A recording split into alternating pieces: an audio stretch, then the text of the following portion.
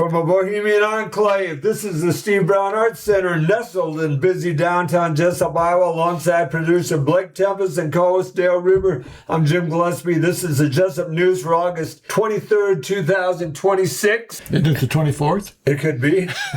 And if you have any questions, dial 319-290-0241. That's 319-290-0241, and ask them some advice before we start the show. Advice from Theo of Golden. A man who loves all women loves no women. A man who loves only one woman loves all women. Do you agree? Is this a trick question? You're trying to trap me. No, say it again. Say it slowly now. A man who loves all women loves no women. Okay. A man who loves one woman loves all women. Yeah. I can see where that would be true. Yes. Okay. Which man is the happiest, though? That's a good question. That's a good question. That is a valuable question. Yeah. Alan of Levi says a man that loves only one woman is the happiest. Is the happiest man. Okay. Yes. I'm sure that's true. Okay. All right. Also, check out the podcast, What Is Up, with our friend Bubba Steven. On that podcast, they talk about everything with everyone. Nothing is off the table. Discussing real life with real people, the good and the bad, the highs and the lows, and everything funny in between. It's interesting yet entertaining podcast with real people talking about what is up. A shrimp boil there this past weekend. You didn't make it. It was great. Oh, in Fairbank? Yeah. Yeah, but you've seen that water, haven't you? Would you eat something come out of that water? At Otter Creek there that goes through there, or the little Wops or whatever that is? Oh, they didn't get the shrimp in Otter Creek. Oh, okay. Well, I should have been there then. Okay. You should have been. Yeah, I guess so. His mother actually brought 20 pounds of shrimp from Louisiana the night before. His mother's from Louisiana? Bubba's from Louisiana originally. Well, I suppose with a name like Bubba, you'd have to be from Louisiana because you can't live anywhere else if that's your name. Okay. Well, yeah. So then how did they prepare the shrimp? They did the boil. They did the boil. They just boil. They had to take those little red veins out of it or whatever? No. They didn't. They left it right in the shell and everything. You had to take the legs off and everything off the shrimp. Oh, okay. And then they also had shrimp taco. Yes. And that was delicious. Oh my gosh, the shrimp taco! I wanted to eat a second one, and they were looking at me because I had eaten two cupcakes, but I shared one with Bubba's sister. That was nice of you. Yeah.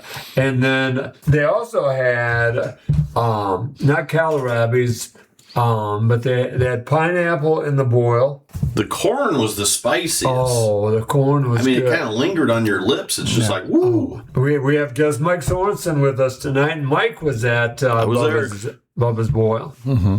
And you remember, many of the listeners remember Mike. Mike's been here a couple times before.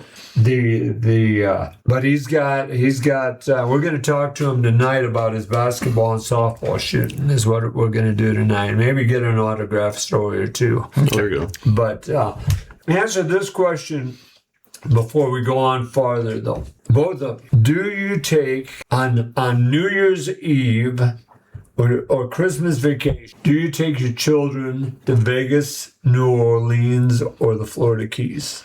Oh, you have to choose one? No. Oh. Do you take them to those places? No, I don't. No. I don't either. Yeah. I was listening to John, a podcast. He's on ESPN. I can't remember his last name. It'll come to me. But he's taking his boys to a Miami Heat game in New Orleans on New Year's Eve. Mm. I lived in New Orleans for 6 months when New Year's Eve, like 100,000 people downtown. It was during what's the bowl that's there during that time? Sugar Bowl. Sugar Bowl. Yeah. During the Sugar Bowl. Mm-hmm. It was quite an interesting time. Yeah, you don't want kids down there. No. All right. So, do you take your children at all to those cities? Well, my kids have been to New Orleans. When they were children? Well, they're high school, I think. It was a band trip or whatever. Okay. And so they were well supervised, I'm sure. But I've never been to New Orleans. But and actually, I have no desire to go. But my kids, I think all three of my kids have. And they enjoy. And actually, Chris took his family down there on spring break this year to take his kids there, his boys. So I think Chris might have brought me back a po' boy. okay, I don't know. Two people. This is almost related. Two people have run into say they were cleaning out their kids' stuff, and they found cards from you when they graduated. The cards still had the $2 bill in it. That Did you it sent. really? That's No right. kidding. Right. And so. No kidding. Yeah. Ah, how flattering that is. Yeah. Well, they didn't spend it. See, so they must be doing all right. That's right. So that's right. We'll have to talk off air who those kids well, are. I don't know if I can reveal all these things.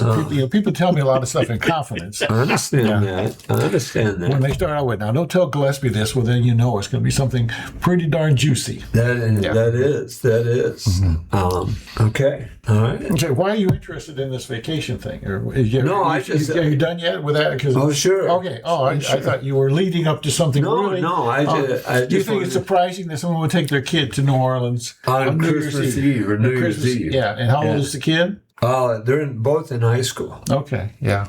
I don't know. I'm sure the kids get a lot out of it. It'd be a great treat for them to go with their dad or something like that. Yeah. All the excitement going on and everything. And so, I don't know. Okay. Well, we're here with Mike Sorenson tonight. Sorry. Don't you wish you would quiet down a little bit? So. we Constantly interrupting. So Mike, welcome back. This is your third time on the show. Third time. Yeah, that's almost a record, I think. So Fritz has been on here how many times? I don't know. I can't count that high. No, I don't think. Well, I don't know. No more than 3, I don't think. Okay. So I bet you're right there at the top. All right. Yeah. All right. If you come back tomorrow, you'll be number one. Be number one. Yes.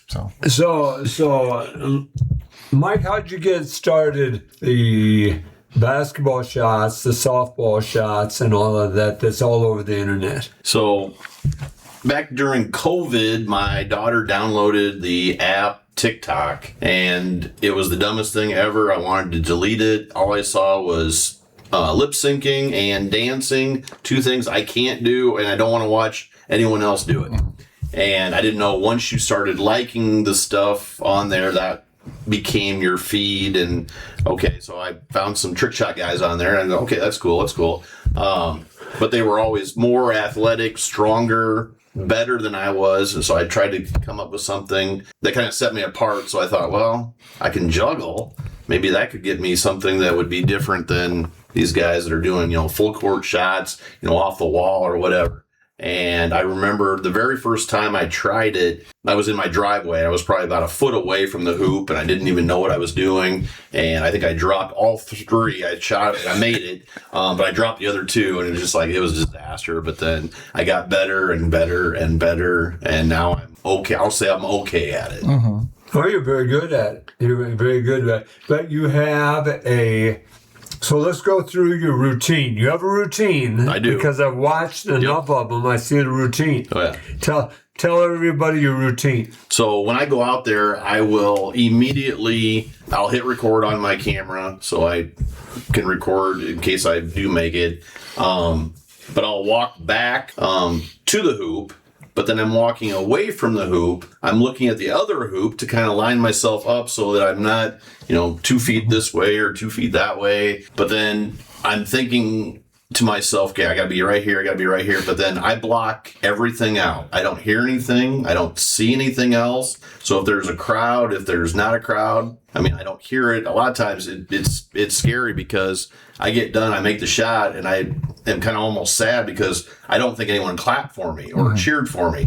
But then I watched the video and they did, but I'm just so locked in that I don't. So, I go out there and I've got my 3 basketballs and I'm walking towards the 3-point line slowly so I'm not too fast and get there. And then I just walk right into my juggling, and then I flip that one back and hopefully it goes in because I really don't like to rebound. So all right. So what is it? There's 1, 2, 3. 1, 2, 3, and then on the 4th I'll throw it up. On the 4th you'll throw it. And where was the first place outside of your driveway, where did you do it then? So I had practiced a lot in our middle school at Sumner Fredericksburg. I'm a teacher there, so instant access. So I practice. And then, and Jim knows I go to a lot of basketball games. I do highlight videos. I send it to the kids. get autographs at these games. And then I'm sitting in the stands and I'm looking over that hoop and I go, I can make that shot. I can really make that shot. But now I've got to ask somebody if I can make that shot. And they don't know who I am. They don't know what I'm doing out there and all this kind of stuff. And that's always the most embarrassing thing for me, is because if they don't know what I'm doing and I show a video, hey, this is what I do, they could say, well, it's AI, it's fake. Yeah. And I'm not smart enough to fake my shots. If it is real, how long did it really take me to make the shot? Okay, was it 5 hours, 5 days, 5 weeks, and stuff like that? And the neat thing is, a lot of people in person will let me shoot. Mm-hmm. And it might be at halftime, it might be after the game, whatever. It's like, I can make that shot. And so the first time I ever did this, I was in Stillwater, Minnesota. And I waited till after the game and I got a kid's autograph. And I went up to the coach and I said, hey, can I borrow 3 basketballs? And when I first started, I never even brought basketballs with me. I didn't even think it was a thing. And he goes, what do you need? And I said, well, I'm going to make a shot over here. Oh, okay, yeah, we can make that happen. And he went out and got 3 basketballs, and I juggled and made the shot. And they go, that was pretty cool. And I go, all right, yes. It's like, But then I started going to other schools, and my first school in Iowa that I went to was Independence. And I asked if I could shoot after, and that was cool. But a lot of times when I first started, they would get me like 3 junky basketballs. And it's like, here's one dodgeball, here's a boys basketball, here's a girls basketball. Good luck. Have fun. So then I decided, you know what, I'm just going to bring my own basketball. Right. So that way I know what I'm getting into, and it's not going to be, oh, this one's deflated or this one has too much air. I don't want to be thinking about that. I just want to, okay, I'm good with what I've got. So is it muscle memory? I think a lot of it is. To flip? When I first started, and I practiced a lot. I mean, I wanted to make sure I didn't embarrass myself out there. And now it's like I can go into a gym and just shoot after not shooting for a week, maybe. Week and a half, maybe 2 weeks. But a lot of it is muscle memory. And a lot of times it's like, well, yep, that feels like it's going to go in. Yeah, and that's something. It's nice. Yeah, I like that. Oh, yeah. What kind of shooter were you in high school at Cedar Falls? Horrible. I'm a lot better, and I think my varsity coach at Cedar Falls said, Mike, you'll be a much better coach than you are a player. I knew what I had to do. I just physically couldn't do it. I couldn't guard that 6'6" guy. I couldn't do it, but I knew what to do. I just physically wasn't able to. And I think a lot of it was I was thinking too much. Yeah. Okay, so if you're guarding me, I got to make this shot. Okay, you're coming at me. I got to go get it over the rim. It's like, But if I'm shooting behind me, I'm not worried about it. That rim's not moving. Yeah. So you should have turned around. I should have. Yeah. I bet there are a lot of players that do better if they just look the other way before they shot the ball. Well, it'd be easier. Yeah. You don't have to worry about it. Yeah. So people wouldn't be surprised then if you missed them. So, right. No, that's fine. That's fine. So, how long ago did you learn to juggle? Let's go way back. Okay, so way back. So I think I was 10 years old, 9 or 10. My aunt got me a book, Juggling for the Klutz. Okay, and she got me it came with 3 little bean bags. And I always tell kids, I said, if you're going to learn how to juggle, don't juggle golf balls or baseballs, because you're going to drop them and they're going to roll and you're going to get frustrated. Mm-hmm. And if they're bean bags, they're just going to drop and they're going to stay right there. Yeah. So I'd stand right next to my bed and juggle. Whoops, dropped. Okay, no big deal. It's right there. And so I picked up juggling. It probably took me, I don't know, a couple months to actually get it down. I mean, it took me a while to figure it out. But then once I got that down, now I can pretty much juggle anything. Mm-hmm. It was cool. Once we started this whole TikTok thing, I was going to the grocery store during COVID, nothing else to do. Pineapples, I'd get grains of rice. I'd juggle at my classroom. I had to slow motion it, and I had to have my blackboard in the background so you could actually see the rice go through, because it looked just like I was just juggling, and you couldn't really see it, but it was kind of cool that I could do that. But it's neat. It's just something that, hey, I can do that. All right, so here, the last 2 years I taught, I did this. Mm-hmm. I would bring in like 100 Walmart bags full, and I would teach my classes to juggle. There you go, yeah. And those shortened days, we would we may have a quick quiz, and then we would do something like that. And we would do the bags, these plastic bags. Easiest way to learn to juggle. Things aren't dropping; they're floating in the air. So you start with two, and you just throw it like that, and catch them, and everybody can do that. Yeah. Then you do one hand. And do success. That's what you need. You need success. Yeah, and then all of a sudden I say, okay, now throw it.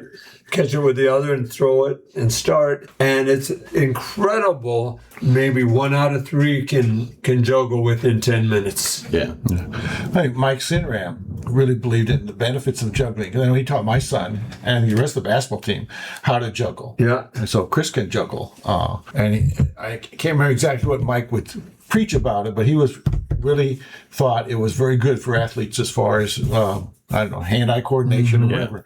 But he would teach the basketball team how to do it. He did his master's thesis on audio work, and what he did was he recorded free throws, like the going through the repetition of dribbling twice, 1,000, 2,000. Yep. Whoosh, and he would tape it. He would have the recorder in like a plastic pipe and record everything. And his thesis was he could improve guys' free throw percentage. Like he was hand-eye coordination. Did much with mentally and physically handicapped children in our state. Yeah, there's a kid's book. It's called $1 Million Shot. Have you ever read it? Mm-mm. It's about this kid it's an involved story, but if he can make this free throw, he'll get $1 million. Oh, there you go. And he's like a 10 or 12-year-old kid. And this man teaches him how to shoot free throws. And I think if I was coaching, I'd have every one of the kids, you read this is the way we're going to do it, square the shoulders. And I really think it was just fantastic. I don't know why my wife immediately went out and bought a copy and sent it to all my grandkids to play basketball. Because you know how many games are lost because of poor free throw shooting. That's true. So, but anyways, it's a really neat little book. It is. Yeah. Okay, the $1 Million free throw. $1 Million Shot, I think it's called. Okay. But I have to look for that. Yeah. If I know we were talking about this, I would have bowled up on figure out the title and the author. Right. Okay. Well, this is Steve Brown Arts Center Podcast Network. We'll be right back. This is Steve Brown Arts Center Podcast Network. We're back. Part 2 with Mike Sorenson. Before we get too far, though, one of our guests in the audience today is the lady that gives us the positive things, Katie Balvans. And we were talking about where those come from. And it's from the show. And I always forget the Broadway show, Every Brilliant Thing by Duncan McMillan and Johnny Donahoe. And we always talk about, so I give you a heads up here, Mike, so you need to have... Yeah, I wrote it down. Oh, you got one written down. All right, so Dale, think about your positive for the day here. Okay. All right, these are Katie's top 10 for this week. Number 10, animals, goofy dogs who we call our family, and silly cats constantly begging for food. Love and attention, of course. I've always been intrigued by horses, the majestic nature of a horse. Number 9, a hard day at work. My dad taught me from a young age the value of a hard day's work. For him, it was his job. For me, school and basketball, and eventually a job. I've been lucky in life to hold one position for 11 years and a second position for 6 years. I don't have a retirement plan, but I understand the deep value of a hard day's work. Number 8, a red sky in the early morning. Good one there, good one. A red sky in the early morning. Number 7, a phone call from my mom. Her voice warms my soul. Number 6, waking to the sounds of birds chirping. Number 5, seeing a pet excited to see you. Number 4, the first sip of morning coffee. Are you a coffee man, Dale? Oh, yeah. Yeah. How many cups of coffee do you have a day? Oh, just 2. 2. If I'm with a bunch of guys at a cafe, you drink coffee while you're talking. But if I'm home, just a cup and a half or 2 cups. So. Okay. Mike, are you a coffee man? I've never had coffee. Never. Really? Number 3, music. Gosh, it warms the soul and heals the chaotic mind. Number 2, small town gatherings. And number 1, a wedding anniversary.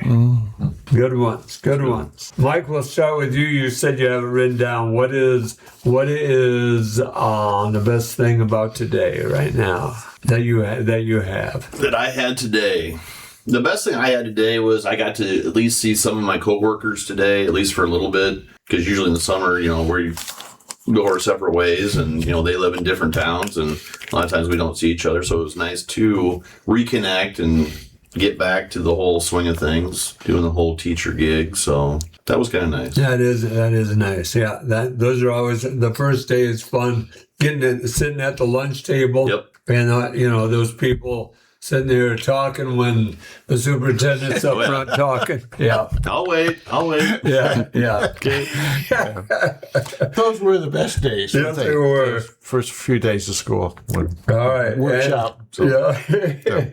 And Dale, what made you do? My grandson in Michigan, he every year, the last couple of years, the Detroit Pistons have a basketball camp that go around the state. And so he's attended that the last few years. And he took a friend with him this year, and it's not very far from, they travel, so it's not very far from his home. But he took a friend, and it's a Monday through Thursday. On Monday, the friend got the Player of the Day award, the group they're in. That's awesome. And we had to be out there. We said, well, that's nice, and everything. And the kids go, yeah, it's nice. I'm happy for my friend and this sort of thing. But then on Thursday, we get a phone call, and Linus was the Player of the Day, the last day of the camp. And so it makes you feel a lot better about it. Yeah. So I felt real happy for him because he really loves basketball. Where he goes to a school where they got, thousands of kids. And so he's only, very young, just getting started. But so you don't know what the future lies. But, he goes to these camps as many as he can. And he's even been to Jesup a few times for the Jesup camp. And so he really loves it. So it's nice to see him succeed and doing well for his age. And so Good one. that made me feel good. So. Yeah. Today for me, I was in Independence. And it used to be Heather Pint. She's Heather Federspiel now. Okay. She's a realtor, and she owns Ninny. Is it Ninny's? Ninny Frank. Ninny Frank over there. And I walked out of Gedney's, and as I was walking down the street, she yelled, Gillespie. Gillespie called me across the street and gave me a hug. And she said, I'm going to do a podcast. And she showed me that her store window, and she's got the podcast set up to do in her store window. Okay. So we're having her on next week. That's good. Yeah, she's going to be on next week. Okay. And I gave her Blake's number to call and talk about. She was asking me stuff about the podcast, stuff that I couldn't answer because Blake does the technology stuff. Yeah. But that it's always good to see former students. Yeah. We have Katie Belvins, Katie Kelly in the group today, and I saw Heather, and it's just good to see people like that. We're so lucky. Mike, it's a neat thing. I gave greetings from a student Dale had years ago last week. That was nice of you to pass that on. So it's just my trouble. I don't know if you guys have this trouble. Is I recognize everyone. I don't remember their names. Yeah. Yep. I could look at someone and say, yep, I taught you. I have no idea what your name is, though. Yeah. And I always feel bad because sometimes I'll ask and sometimes I'll just, hey, how you going? And just keep on moving. And play it off. Then I feel bad, too. It's then I should have feel bad. asked. I should have said something. I went into a cafe in Old Wine on Tuesday, and this kid was at a table with 3 or 4 other people. It was a kid, he's 45 feet. I go, hey, Mr. Rueber, how you doing? I haven't seen you for 25 years. You wasted, you could have waited 25 more or something. I kept on and sit down at the table with the people I was expecting, and I thought, he had a beard, and I don't know who that is, and I should go over, but he's with a bunch of people, Right. So I just let it go by. So, but, but it's always good that they say hi. Yeah, I always think so. Yeah. I was in Buffalo Center this past winter shooting, of course, and I had one of my former students who I didn't know just comes up to me, Mr. Sorenson, I know you don't recognize me, and I hadn't seen him in 30 years. Yeah. And he says, hey, my name is da-da-da-da, and I go, oh, man, hey. And we started talking. It was awesome, and we connected, which I never would have recognized him. I never would have known there. I would have known anyone in this gym. Yeah. But it's always somebody, which is cool. We talked a couple of weeks ago about a friend of Lee McCarty. He met a guy who was teaching him how to, he was a golf coach. Oh, sure. And the kid just reading him down about his swing, and he finally, he's, what's going on? He says, you don't remember me, but you had my report card one semester, whatever. I had all A's except you gave me a B plus, said I wasn't working hard enough. And all the others said I was working beyond my potential. Right, there you go. And he remembered that. So bitter, not bitter at all. Oh, no, didn't remember at all. Yeah. So, well, Mike, so we were talking, first off, you've had 2 holes in one in your life. I'm jealous. I have. It's embarrassing because I'm a horrible golfer. I think both rounds I still shot 42. I mean, I'm a horrible putter. I can't drive to save my life. I got lucky on a couple par threes, but so what, you get enjoyment out of playing then, or does I'm retired from golf. It's too frustrating for me. I actually go now, if I go to a golf course, I'll ask if I can juggle golf balls on the greens and make the shot, which that's more my pace now. I can do that. That's not nearly as frustrating as trying to putt. So that would be something, though, if you could just roll that right in the cup. How? It would. Yeah. That would be really hard. So Mike, have you ever had anybody tell you no when you've asked to shoot or go to a golf course? And why did they tell you no? I won't mention the school. This summer I did, and I went bonkers this summer. I stopped and I shot at 55 different gyms this summer. Just because I figured, you know what, I can't physically get to a game by 6 o'clock if you're all the way down here or over there.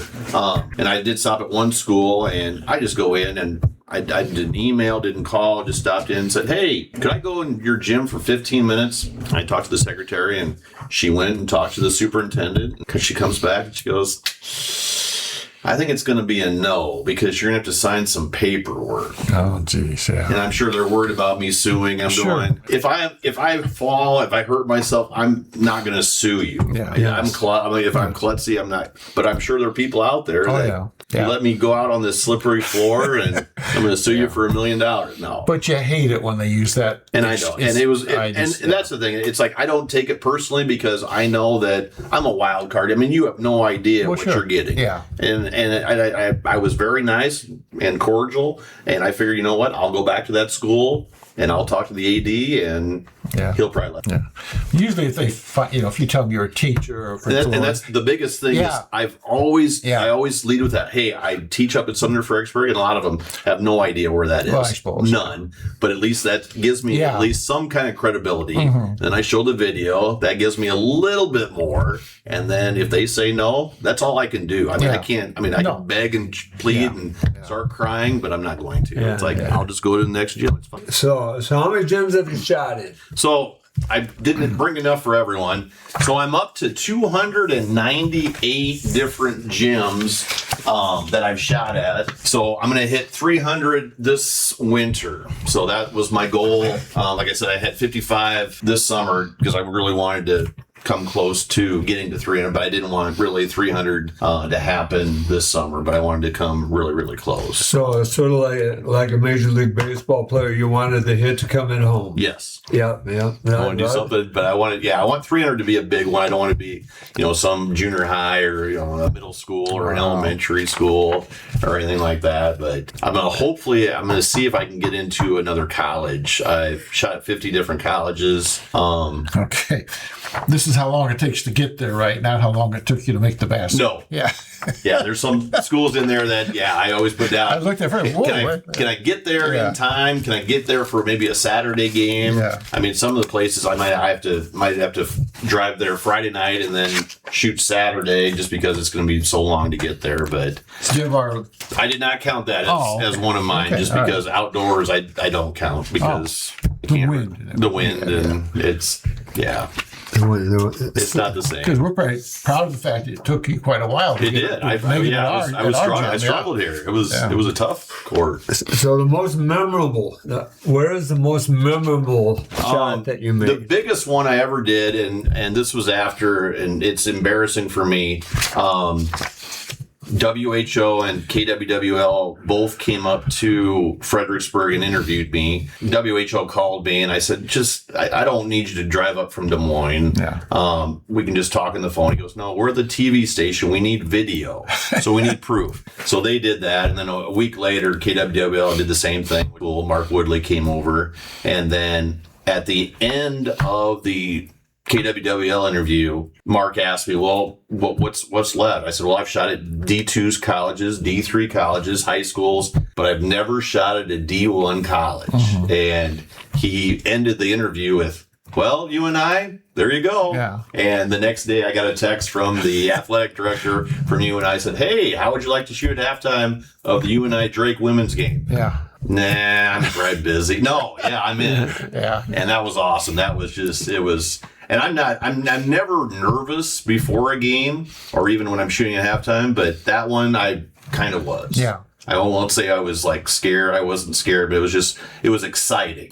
There were 3,000 people in the stadium, but I knew because I'm smart enough that they weren't all watching me, but it's like, man, there's a lot of people here. Yeah. This is neat. So you and I, it's by far the biggest one I've done. So I got to ask this. I got to ask it because there's somebody out there asking this question. Yep. How many times is the most times it took you to make one? So I was at Central College and I shot at halftime, and there's a video out there where the color guys talked about me at halftime after I made it on my first try. They had like a 2-minute interview or a 2-minute introduction for me. Hey, this is Mike Sorenson. He's from Fredericksburg, Iowa, da-da-da-da. And then I go out there, make it on my first try, and I leave. And they're making fun of that. It's like, oh, geez. And the other guy goes, this has got to be a hoax. There is no way someone can have skill that could come into a gym full of people and make it on their first try. And so it's like, yeah, that was kind of cool. So that day, before I shot, I ate a hot dog. I thought I'll go concession stand, get a hot dog. Awesome. Okay. So then in my mind, I'm thinking, okay, hot dog, first try. Okay. So the next time I shoot, I'm at Central Springs High School, shooting at halftime. Okay. Over by Mason City, right? Yep. So second quarter, go to the concession stand. How about a hot dog? Chowing down the hot dog. It's a good hot dog, okay? I get out there at halftime. I miss my first 26 shots. I made it on my 27th try. They cheered so loudly just to get me out of there. Yeah. And the funny thing was, one of the referees I knew, and I won't embarrass him by telling him his name, but he comes over and I'm just kind of moping, and he comes up, he goes, Mike, that's the worst you've ever shot, isn't it? I go, yep. He goes, well, the second game, shoot at the other hoop. I go, okay. So I shot better that time, but yeah, 26, that's my all-time. I try to forget that, but it's bad. Because there's nothing I can do to change. I mean, I was close every single time. It wasn't like I was airball. It just wasn't dropping that. That'd be as bad as trying to get the film projector to work while you got 30 kids and the principal waiting to see if you're right. Oh man, being evaluated. Yeah. I get. Is he getting the objective? Not doing the objective of getting them. I would just melt down on the floor. Yeah. Oh my God. So tell me then. Most of the kids who were the ones cheering, I'll bet you, because the students don't like that. I mean, they get excited. They get excited. They do. It's neat because I always like it when they get pumped up about it, because a lot of times I'll walk in a gym and I won't know one person in there, but they'll know me, which is, I mean, it's crazy. Yeah. I mean, I've had kids come up to me, ask me for autographs, ask me for selfies, and I want to say, hey, I'm not that big of a deal, but I know that I am a big deal to them. And so I'll jazz it up. I mean, I'll get the basketballs. Hey, let's take pictures. I'll autograph something. Yeah. I mean, I go all the 9 yards for it. I mean, it's awesome. Well, and they go bonkers, and it's like, yeah, that's awesome. I'll take it. Did the announcers ever count you down like, that's one he tried, that's two? I think that would be terrible. I've had one where I was at, where was I at? I was at, I got to think, Mount Vernon. And I talked to the AD in the third quarter. I couldn't find him. And I said, hey, can I shoot after the game? He goes, yeah, no big deal. And he held the entire gym hostage. Oh. And so I get up there. And I'm not ready for this. I figured, people are leaving. I can shoot. No, everyone stayed. And I'm going, oh, geez. So, of course, I get up there, backboard. He's got a microphone. He goes, well, he's hit the same spot 3 times in a row. And I'm going, I'm trying. And finally I made it, which was awesome. And then everyone could leave, which was great. Yeah. And then I hit 2 more in a row, which was even better. After that, every time that I've told people, hey, can I shoot afterwards? Yeah, we'll talk. We'll tell the people at the scoring table to let everyone know. I go, that's fine, but just don't hold them hostage. Yeah. Well, then I'm at Garner, Hayfield, Ventura. I said, just don't hold them hostage. Guess what? They held them hostage. So I get out there and I make it on my first try. They go bonkers. It was awesome. And then I go to Belle Plaine a couple months later, and I say the same. I said, don't hold them hostage. Just let me shoot when the people are leaving. They're high-fiving. The kids are after the game, high five. They're not even done high-fiving. Just sit in your seats. Mike Sorenson, trick shot guy, he's going to make a shot out here. Okay. Made it my first try. So, if I do stuff like that, that's amazing. It's just crazy. Sure. I love it. It gives me a little bit you do it under a lot of pressure. I think it says a lot about you. So, which is, that's great. And I wish that everyone could feel that way. That they could get up there, because I know, there's people out there that there's no way they would even stand out there, let alone shoot. Yeah. Because, people get nervous, people get freaked out. It's like, everyone's watching me. What if I fail? Well, that's the number one fear, right? Is speaking in front of a group. Yep. And I can talk. Sometimes I can't shoot, though. This is Steve Brown Arts Center Podcast Network. We'll be right back. This is Steve Brown Arts Center Podcast Network. We're back with Mike Sorenson. So, Mike, you shoot the half-court shot, too. How many of those have you shot? Not every, when I have the stats in there, not every gym I've shot the logo shots at all. Like I said, some of the times I'll just shoot at halftime and I'll just make the 3-pointer done. But so now I'm kind of going back.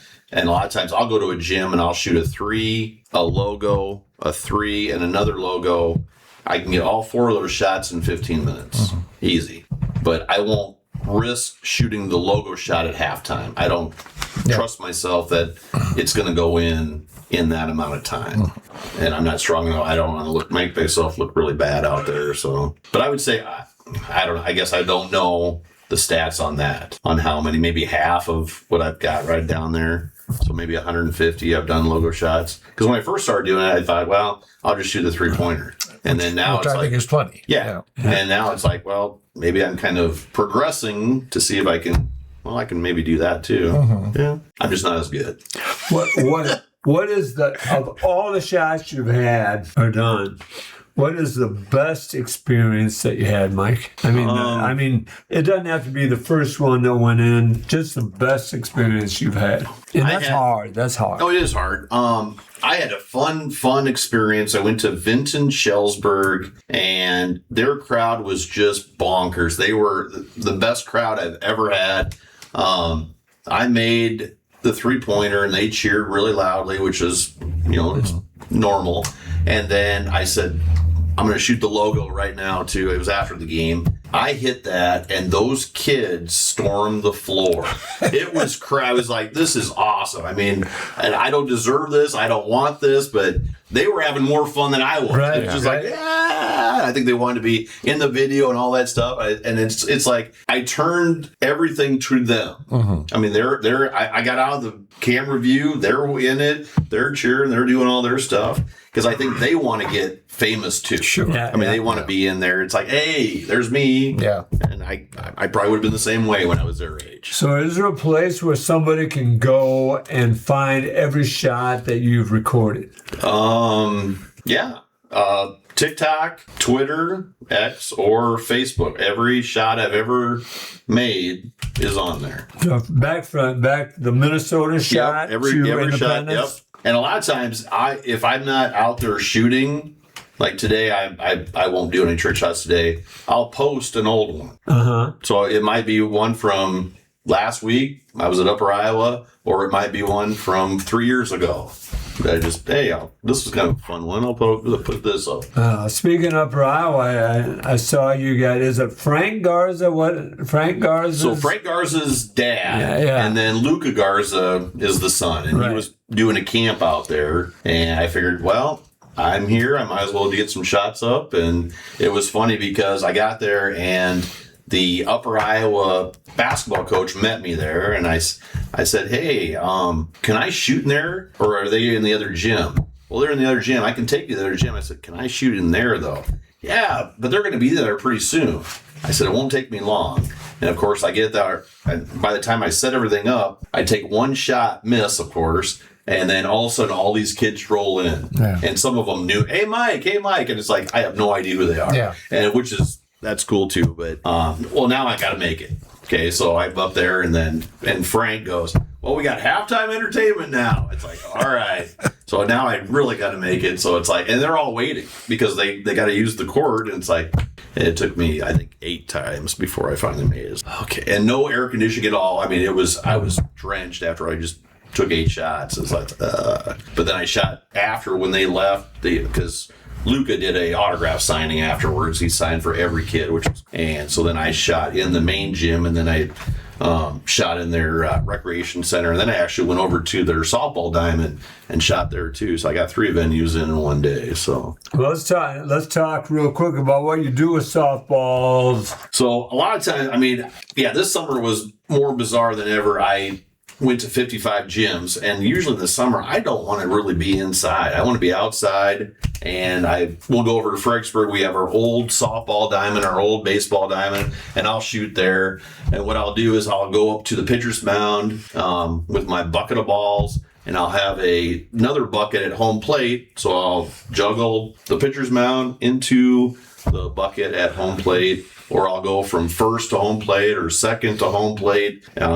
Just give me something crazy to do, just to do something. This summer I did something crazy, and I was on a step ladder. So I was on a step ladder trying to make the shot, which I did make.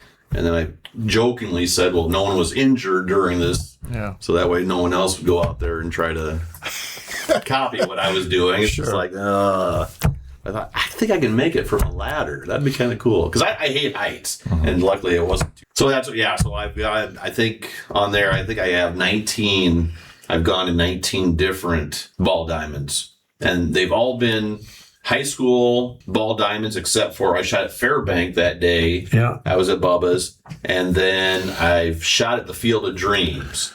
But I've never shot on the pitcher's mound because there's always kids and so I don't want to ever bother them. So I go over to the corn and then I shoot in the outfield into my bucket. Yeah. So I get my own little spot so that way no one's bothering me and I'm not bothering anyone else. So what's the best you've ever done from bucket to bucket, full bucket to empty bucket? So I was at Edco, and it took me forever to get one in, and it was one of the first ones I ever tried. And I get done, and I told all these kids that were watching me, hey, can we try it? Oh, yeah, sure, no big deal. And so they're flipping things around. I go to my camera, and it's like, I didn't hit record. And so I told the coach, I said, I didn't hit record. I said, I got to do it again. I can't just leave. And I made it on my 3rd try. Okay. Which was insane because the other one took me, 50 tries probably. Yeah. But I was at, here's how neat Iowa is. I was at University of Dubuque. Dubuque Wahlert was there, softball. This was the game to go to state against Osage, and Wahlert won. And I go up to the University of Dubuque softball coach, who I had noticed was there. I said, hey, can I shoot after everyone leaves? She goes, I'm not in charge. She says, I'm just here to watch. And so she goes, talk to the Wahlert coach. And I said, hey, coach, congratulations on your big win, going to state. Awesome. I said, could I shoot after everyone gets their pictures and everything? I don't want to bother anyone. I don't want to mess with anyone. Yeah, no problem. And so everyone's leaving, and he goes, I'm the only one there. Here's the padlock. Just lock the gate when you're done. I go, that doesn't happen. And it was crazy because I was out there shooting, and there were custodians that were coming around cleaning stuff up. And I said, the Dubuque Wahlert coach said I could shoot here. Oh, yeah, you're fine. And I'm like, no, I shouldn't be. This is not. Right. But it's like, I must have that innocent look, or I'm not really going to be someone who's going to be anything of a threat, I guess. Yeah. Which is nice. I mean, I'm glad that I can get away with. So, Mike, we got to talk about why we got a minute here. What are some recent autographs you got? Some good ones. Let's see. I got Luca Garza. That was probably the biggest one I've had for a while. Do you know what you're up to now? Or I took a picture of it last night because I knew you'd ask that question. 38,303. Wow. Yeah, and so how do you? So like, and I know you'll never sell these. You're told that you'll never sell them. Your children will end up with what they want. Yep. How do you? So you have Dale Rueber's here. Here's Dale Rueber's autograph right here. Yep. A lot of places get documentation. This is Dale Rueber's real autograph. I have nothing. Yeah. So the stuff that I get through the mail, I have no idea. I couldn't tell you if it's real, if it's fake, if someone's brother, someone's sister, some kid signed it. Yeah. I just know that I got something back, and there's a scribble on that picture. Yeah. Yeah. Because you see in old movies, sometimes like a movie star, they'll have a room full of girls signing her autograph for her because she just can't be bothered doing that kind of work. Well, and they had like clubhouse guys do it for baseball teams way back in the day, too. Yeah. Before autographs were a big money-making thing. I don't think anybody ever saw the potential there for these things being worth a lot of money. Like bubblegum cards, we used to throw the darn things away or put them in the bicycle spokes. Had no idea that they could be worth money later. So, Luca Garza, who did you go down to? Zach? I did not this year. Everyone was on their roster I've already had before, so it's like I didn't want to just waste a day on guys that I've seen before. The one thing I did something really cool this year is I did go to the new Field of Dreams Major League Stadium for the Northwoods League All-Star Game. Like the Waterloo Bucks, all those guys go there. So I paid $30 for a front row seat behind home plate as opposed to, $1,000 for the Major League game. And they had a home run derby. It was awesome. They were hitting bombs into the corn, which was cool. I got a lot of autographs that day. I only got autographs from one of the team. So I had to mail all the other guys that I already printed off pictures. So I thought, this will be easy. Because a lot of times I've gone to All-Star games where they have the guys just kind of hanging out. But they didn't do it this time. So I figured, I guess I already printed them out. I might as well just send them to them. So we'll see if I get some of those back or not. Right. So I got a couple guys back, but not a lot of them. So we'll see. Something. There's always somebody that I got to get. The thing is, the cool thing about that assignment, do you still have your students do that? We used to. We don't anymore. Not with our new curriculum. No. Yeah. So but that was one of the cool things that we did, and I always had it as our first assignment of the year. So that way kids would get their stuff back throughout the year, and we'd have it. Because when I first started doing it, we did it in May. Well, then I'd never, ever know if they got something back, if they got it in the summer. And then, that was always cool. And I still have kids that come back, I got an autograph. It was like 3 years later. I'd already graduated or something like that. It's like, that's cool, though. I'm glad you got something. Right. Something neat. It is neat. How did you get started in autographs, Mike? So I was in college and I was writing a research paper, why the 1978 Pittsburgh Steelers were the greatest football team ever. And everyone else was doing, abortion or something other, one of the catchphrases that were going on that time, and everyone else was bored. I was having the time of my life. And I decided that I was going to send my brilliantly written paper by myself to every living Pittsburgh Steeler on that team. And I did. And I don't know how much it cost me in stamps and envelopes and all that kind of stuff. A lot less than it would today. Oh, yeah. But I wrote to probably 50 guys. I got one guy, and it was Hall of Fame linebacker Jack Ham. And he basically said, yep, after reading your entire paper, which I'm thinking, well, maybe you did, maybe you didn't. Yep, we were pretty good. And he autographed it, and it was awesome. It's like, yeah. So it's like, you go fishing and you catch something. Okay, I caught one thing. Well, that led to two. Led to 3. Now it led to 38,000. So Wow. That is so cool. Well, Mike, thank you for coming in tonight. Thank you very much. I appreciate it. It's always Yeah. awesome here. So, It is. It is so much fun to have you on. Few announcements here. And Dale has some advice very quickly. Oh, okay. Well, I was remembering one of the first years I was up here, we had a huge head lice infestation, and it was so bad that the school nurse got all the teachers together and taught us what to look for. So we had to go through our class every day. So it took 20 to 30 minutes. For 5 days in a row, we would had a bucket full of disinfectant and combs, and we had to go up and down the rows looking at every kid's hair, looking for the nits. And I don't know if you ever, when you were a kid, go walk in the ditches by a golf course looking to find golf balls that were, and you keep thinking, okay, I would like to find something, but I never did. But I think, in college, they don't teach you this kind of stuff. This is part of your educational thing. So I found this paper, and this is for young teachers, what they need to look for, how they know that they got a head lice problem. Okay. First of all, a child's hat comes to school by itself. That's a problem. A child's hair is waving in the breeze, only there is no breeze. After running your fingers through a child's hair, you find that your inch-long fingernails have been bitten off. You hear tiny voices singing, for he's a jolly good fellow, coming from the earphones you just wiped off with alcohol. You notice that Johnny's hair, which was parted on the left, is now parting itself on the right. You notice that Susie's animal barrettes have arranged themselves into a circus parade. A child gets his comb out of his pocket by opening the pocket and calling, "Here, boy." So here's the steps to take if you have this problem. Okay. Instruct infected students to use the pronoun we instead of I. Suggest Ortho Garden Book for available shampoos. Do not allow students to become emotionally attached to small pets that they may find on other kids' scalps and shoulders. Under no circumstances allow a child to come closer than 20 feet to an electronic bug zapper. Arrange for the Orchid Man to be in the Learning Center every Tuesday to spray heads. I like that one too.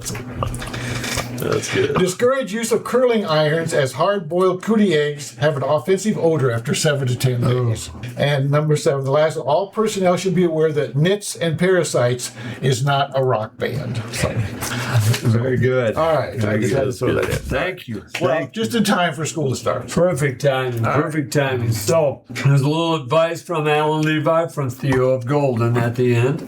It's hard enough to define what art is, much less good art. I wonder if there is such a thing. Maybe there are just good responses.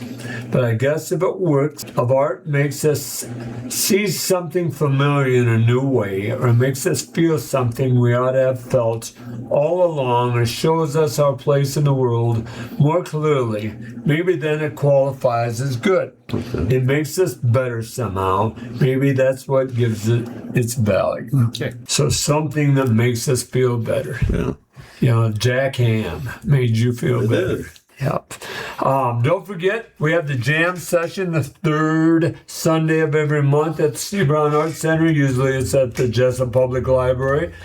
We do the artist collaboration at Gedney's the fourth Monday of every month at 10 o'clock. We are showing Madison Sherburne right now at the Jesup Public Library Community Room. Check her out. We have the Steve Brown Arts Center collection at M's Coffee in Independence. Nick Thomas is showing at Gedney's Coffee and Bakery, and Sandra and Gary Acuff's house are actually on their barn right now. The Wandering Table will be in Hazelton yesterday. Yesterday.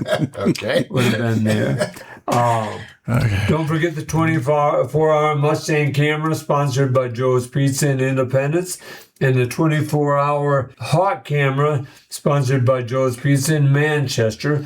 And lastly, don't forget the little free art house outside of the administrative building in Independence. You can work on your art. If you'd like to donate to the Steve Brown Arts Center or have an idea for an event, go to the SteveBrownArtsCenter.org and follow the link. If you have news or would like to sponsor us, email us at jim@SteveBrownArtsCenter.org or call 319-290-0241 and leave a message. Our thanks to Mike Sorenson for being a guest tonight. I'm Jim Gillespie with with Dale Rueber and producer Blake Tempus. Our thanks as always to Kelly C. Haas and Heartland Business and Events Center for allowing us to use their podcast equipment and studio. Thanks to the audience for bringing these stray dogs into your life, and remember, each day is about little victories.